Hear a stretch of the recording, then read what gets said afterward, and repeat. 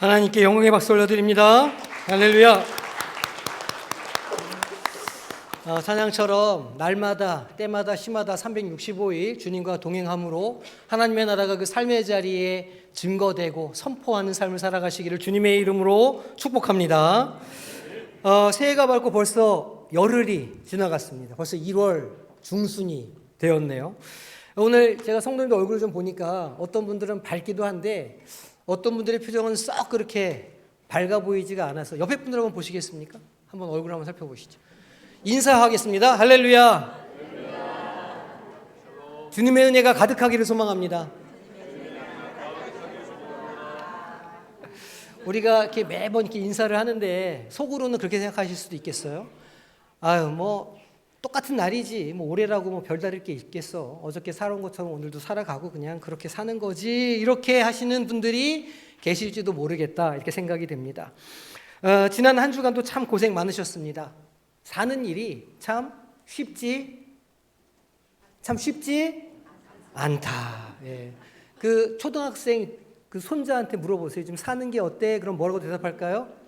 사는 게 어려워요. 이렇게 대답을 할 겁니다. 자, 오늘 본문으로 들어가기 전에 제가 영화 이야기를 하나 좀 해볼까 하는데 라이온 킹이라고 하는 애니메이션이에요. 보신 분들도 있으시리라 생각이 되는데 내용이 햄릿이랑 비슷하기도 하고 또 모세 이야기랑도 조금 좀 비슷하기도 하고 그렇습니다. 거기 보면 주인공 심바가 나와요. 사자들의 왕국인 이 프라이드랜드의 왕자였던 아기 사자입니다. 그런데 이 어린 심바에게 인생 최대의 비극이 닥치게 됩니다. 삼촌 스카와 좀 친하게 지냈는데 이 삼촌의 계략으로 인해서 그만 아버지 무파사가 죽게 되고 그 일에 심바가 이렇게 관여를 하게 되는 거예요. 심바는 그게 다 나 때문이다 이렇게 자책을 하게 됩니다. 그래서 나 때문에 아버지가 돌아가셨다. 나 때문에 다 망쳤다. 나는 저주받은 아이다. 이렇게 생각을 하고 어떻게 했을까요? 죄책감 때문에 심바는 자기가 왕자라고 하는 이름표를 다 떼어서 도망을 갑니다. 왕국을 떠나서 깊은 숲속으로 도망을 가는 거예요. 그런데 거기에서 멧돼지 푼바와 미어캣 티몬을 만나게 됩니다. 그리고 그곳에서 나름 재밌고 신나는 삶을 사는 거예요. 하쿠나 마타타라는 노래를 부르는 겁니다. 이게 무슨 뜻이냐면 걱정하지 말자, 다 잘 될 거다, 과거는 잊어버리자, 오늘만 잘 살자, 이런 노래입니다. 심바가 사자인데 거기에서 벌레를 먹고 삽니다. 사자가 사자로 사는 게 아니라 그냥 숲속에 이름 없는 짐승 중에 하나로 그렇게 그냥 살아가는 거예요. 그런데 심바가 거기에서 정말 행복할까요? 그 애니메이션을 보면 겉으로는 막 웃고 노래하는데 밤에 혼자 이렇게 별을 보는 장면에 너무너무 쓸쓸한 음악이 흘러 나옵니다. 눈빛이 너무 슬픈 거예요. 왜 그럴까요? 자기가 누구인지를 잊고 살아가고 있기 때문입니다. 자기가 사자인지 아니면 벌레를 먹는 곤충인지 왕자인지 누구인지 모르는 상태. 이걸 정체성의 위기라 이렇게 부를 수 있습니다. 목사로서 성도님들의 삶을 가만히 들여다보면 어떤 분들은 그 모습이 참 신바랑 닮아 있다 이런 생각을 할 때가 있어요. 2026년이라는 새해 무대에 뭔가 우리가 가슴이 벅차고 희망 가득한 자리에 딱 서 있긴 한데 여전히 정체성의 혼란을 느끼시는 거죠. 세상이 억지로 붙여준 이름표를 들고 그 삶의 자리에서 너무 힘겹게 살아가시는 모습을 보는 거예요. 세상이 우리에게 어떤 이름표를 붙여줄까요? 너는 연봉 얼마짜리 사람이야? 너는 어디에 살고 있고 아버지는 뭐 하는 사람이야? 어떤 사람이야? 너는 이런 결과를 냈으니 이 정도 대우를 받으면 돼. 작년에 살아온 모습이 그러니까 올해는 그 정도로 살면 되지. 이런 이름표를 다 붙이고 살아가는 겁니다. 그런데 진짜 무서운 게 이 가짜 이름표가 우리의 진짜 모습이라, 우리의 진짜 정체성이라 그렇게 믿게 된다는 거예요. 돈을 좀 잘 벌면 나는 유능한 사람이구나 이렇게 생각하고 그렇게 하다가도 사업이 좀 안 되고 몸이 좀 아프면 금세 나는 이제 끝났다, 나는 쓸모없는 사람이다 이런 이름표를 붙이고 숲속으로 도망을 간다는 거예요. 그런데 제가 진짜 묻고 싶은 건 이겁니다. 올 한 해 어떤 이름표를 붙이고 살아가고 싶으십니까? 어떤 정체성으로 살아가고 싶으십니까? 지금 그 모습이 진짜 우리 성도님들의 모습입니까? 아니면 남들이 보는 그 장단에 맞춰 춤추느라 영혼이 지금 너무 괴롭고 메말라 있으신 것은 아닙니까? 이 아기 신바가 그렇게 숲속에서 방황하며 청년이 됩니다. 점점 나이를 먹어가요. 그런데 어느 날 놀라운 사건이 생깁니다. 죽은 줄로만 알았던 아버지 무파사의 음성이 하늘로부터 들려오는 거예요. 거대한 별빛 사이로 울려 퍼지는 그 목소리, 영화 역사상에 유명한 대사가 몇 가지 있는데 그 중에 하나일 겁니다.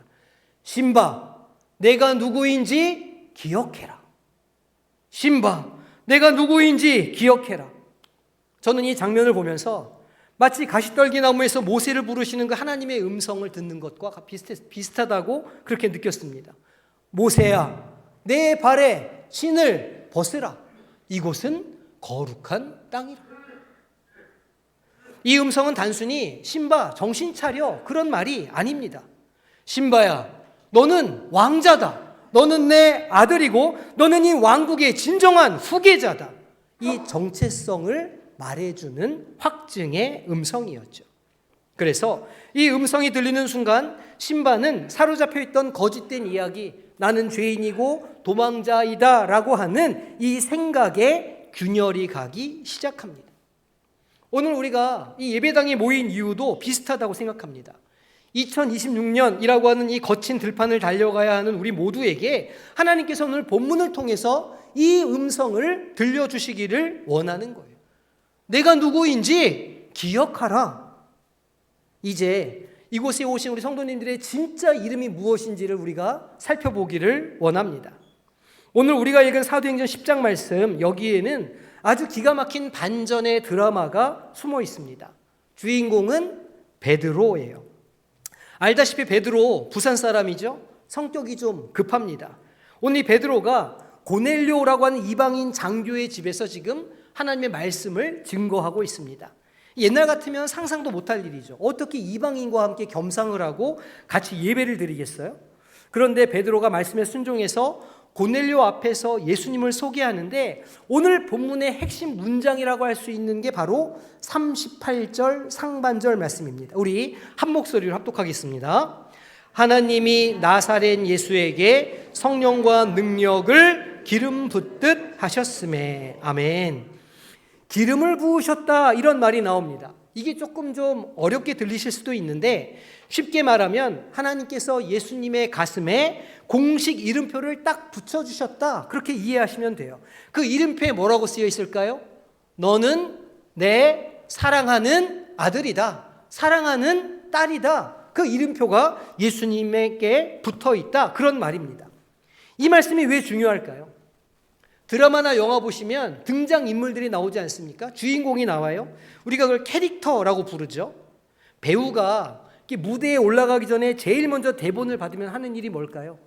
대본을 읽어보고 자기 역할이 어떤 건지 이 캐릭터가 뭔지를 분석하는 거예요.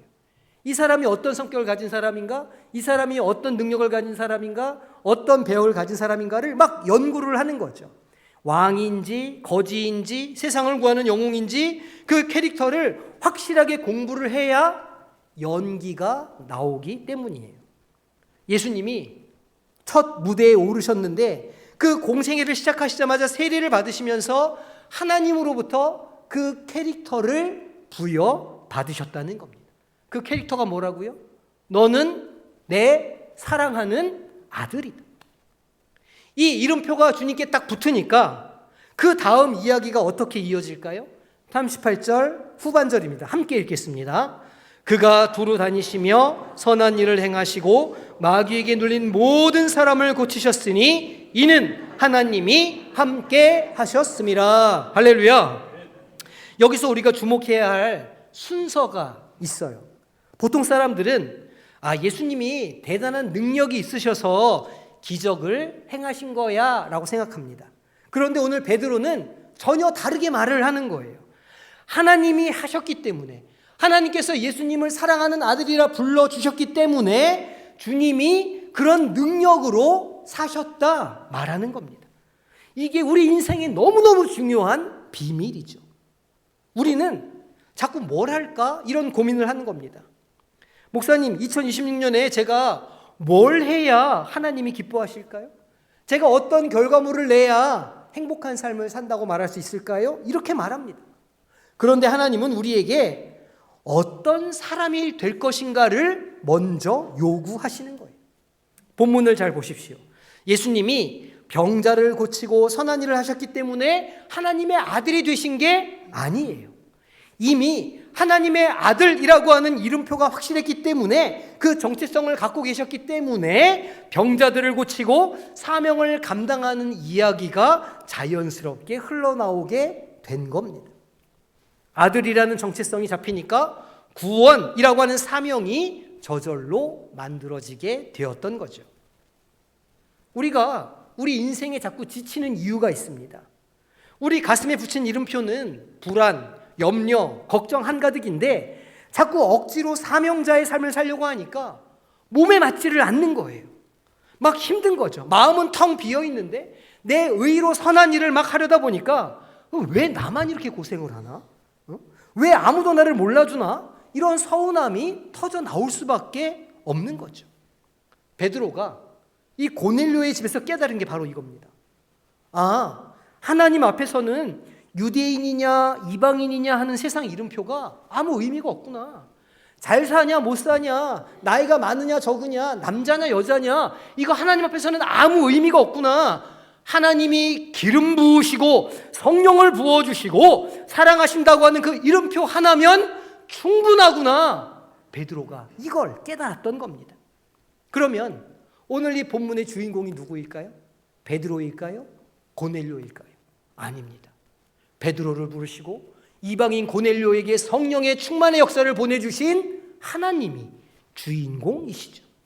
이 무대를 준비하시고 아들에게 기름을 부으셨으며 베드로를 고넬료에게 보내신 하나님이 진짜 주인공이시라. 그리고 오늘 하나님이 우리를 부르신다는 겁니다. 오늘 우리를 하나님이 쓰신 그 각본의 놀라운 이야기 속에 각자의 배역으로 불러주신다는 거예요. 세상이 주는 가짜 이름표 말고 내가 준 진짜 이름표를 한번 붙여보지 않을래? 라고 초대해 주시는 거죠. 우리가 올해 성취해야 할 사명은요, 어떤 대단한 업적을 쌓는 게 아니에요. 어디 내가 목숨 걸고 어디 선교지 나가고 내가 몇백 명을 전도하고 이런 걸 하나님이 요구하시는 게 아니라는 거죠. 하나님이 우리 가운데 붙여주신 너는 내 아들이다. 너는 내 딸이다. 내가 너를 창세전에 택했다. 너를 향한 계획을 가지고 있다. 라고 하는 이 정체성을 갖는 것, 그것이 곧 우리의 사명임을 믿으시기를 소망합니다. 이 정체성을 가지면 비로소 삶이 바뀌기 시작하는 거예요. 이 정체성을 가진 사람들은 이제 조금 다른 삶을 살게 되기 시작하는 거예요. 오늘 베드로가 고넬료의 집에서 전한 이야기는 단순하게 예수님이 이런 좋은 일, 멋진 일을 행하셨어요 라고 하는 정보를 전달해 주는 일이 아니에요. 이건 온 우주의 각본이 바뀌는 굉장한 순간이죠. 왜 그럴까요? 사람이, 우리가 살아가면서 정말 힘들 때가 언제죠? 내가 지금 뭐 하고 있는지 모를 때, 내 인생에 의미가 있나? 이게 헷갈릴 때 우리 인생이 힘들어지죠. 열심히 살고 있는데 이게 비극인지 희극인지 모르는 거예요. 내가 주인공인지 지나가는 행인인지 이름 없는 어떤 사람인지 도무지 헷갈리는 거예요. 그럴 때 사람은 지칩니다. 새해가 시작됐지만 우리 마음이 불안한 이유도 그거죠. 세상은 이렇게 시끄럽고 바쁘게 돌아가는 것 같은데 내 인생은 도대체 어디로 가고 있지? 나는 어디를 이렇게 떠다니고 있는 거야? 라고 느낄 때 불안하고 허무한 거거든요. 그런데 베드로가 오늘 본문에서 우리 인생의 이유와 목적에 대해서 분명하게 보여주고 있는 겁니다. 39절에서 41절까지 말씀을 보면 베드로가 예수님을 소개합니다. 예수님이 십자가에 달리시고 죽으셨다 다시 살아나셨으며 사람들에게 나타나셨다.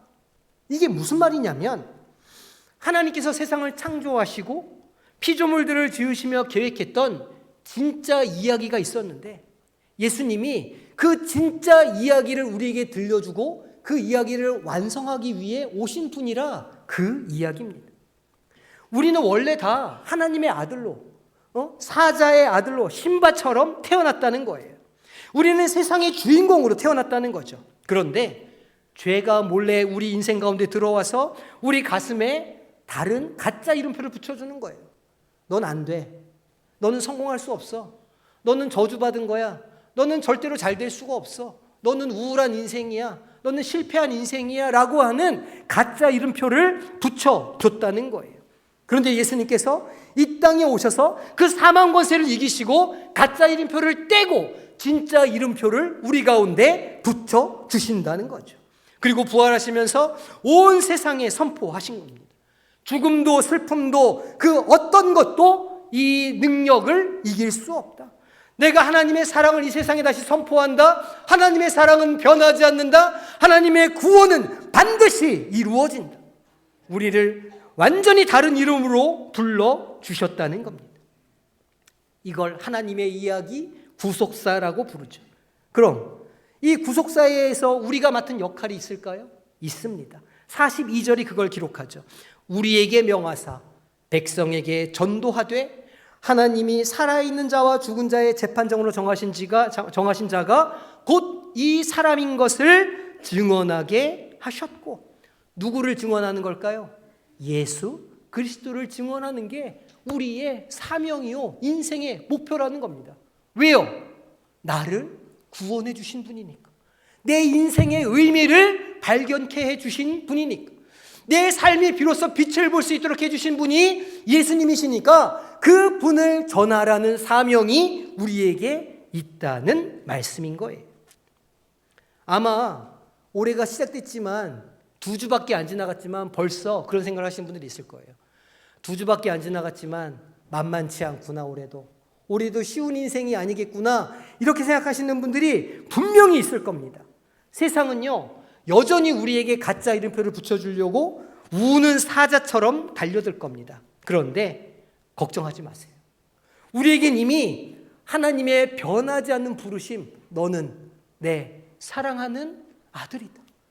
이것을 확증하시기 위해서 십자가 위에 그 독생자를 우리에게 구세주로 주실 정도로 사랑하시는 그 사랑의 음성이 우리 가운데 있기 때문이죠. 이것을 우리가 우리의 능력으로 믿나요? 아닙니다. 성령의 인치심으로 우리를 놓으신 성령을 의지하여 우리가 이 믿음을 가질 수 있다는 거예요. 연말에 시상식 많이 하잖아요. 배우가 연기를 잘하면 상을 줍니다. 배우가 연기를 잘하면 보는 사람들이 감동을 받거든요. 우리도 마찬가지입니다. 하나님께서 우리를 하나님의 놀라운 역사 가운데 배역을 맡겨주시고 사랑하는 자라고 불러주신 거예요.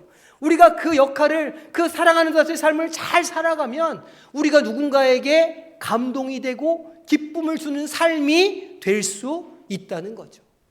올 한 해 우리 성도님들의 삶이 그런 놀라운 삶이 되기를 소망합니다. 나의 힘으로 나의 능력으로 쓰러지고 넘어지는 게 아니라 내가 성령의 인치심을 받은 자다, 내가 예수 그리스도의 그 놀라우신 십자가 은혜로 하나님의 사랑을 확증한 자라, 이 믿음을 가지고 성령을 의지하여 살아가서 하나님께서 올해 나를 통해서 이루실 놀라운 이야기를 그 삶에서 행하시는 성도님이 되시기를 주님의 이름으로 축복합니다. 사명은요 무슨 대단한 게 아닙니다. 아까도 말씀드렸지만 오늘 예배를 마치고 예배당 문을 나가는 그 순간서부터 그 사명이 시작되시는 거예요. 내 삶의 일상에서 주님께서 두루 다니시며 복음을 증거하셨던 것처럼 나도 내 가정에서, 내 일터에서 두루 다니며 하나님의 사랑을 받은 자로 살아가는 것, 그것이 올해 우리가 감당해야 할 사명인 줄로 믿습니다. 그래서 오늘 이 사명을 붙잡고 함께 살아가는 우리 모두가 되기를 소망합니다. 라이온킹 끝장면을 보면 심바가 자기의 정체성을 깨닫고 높은 사자바위 꼭대기에 올라갑니다. 그곳에서 포효하는 거죠. 이 아들이 포효를 하니까 비로소 메마른 땅에 단비가 내리기 시작합니다. 그 메마른 벌판이 초록풀이 돌아나는 생명력이 회복되기 시작하는 거예요. 오늘 하나님은 여러분들을 사자로 부르십니다. 고양이, 살쾡이 이런 거 말고 하나님의 자녀로 세상을 호령하는, 세상의 생명력이 돋게 하는 사자로 부르십니다. 올 한 해 내 가정이, 내 일터가 사자 바위로구나, 내가 이곳에서 하나님께서 주신 사명을 감당하며 살겠노라, 하나님께 담대하게 나아가며 불러주신 호명대로 살아가는 그 사명을 감당하는 성도님들이 되시기를 주님의 이름으로 축복합니다. 기도하겠습니다. 하나님 감사합니다. 우리를 불러주시고 우리에게 복 주셨으니 이제 우리가 불러주신 그 이름대로 살아가기를 소망합니다. 힘들고 어려울 때 나를 불러주셨지, 나에게 성령으로 인쳐주셨지, 이 믿음을 가지고 살아내어 하나님께서 행하신 일들을 모든 것을 다 이루어내는 복된 한 해가 될 수 있도록 주님 축복하여 주시옵소서. 감사드리며 예수님의 이름으로 기도하옵나이다. 아멘.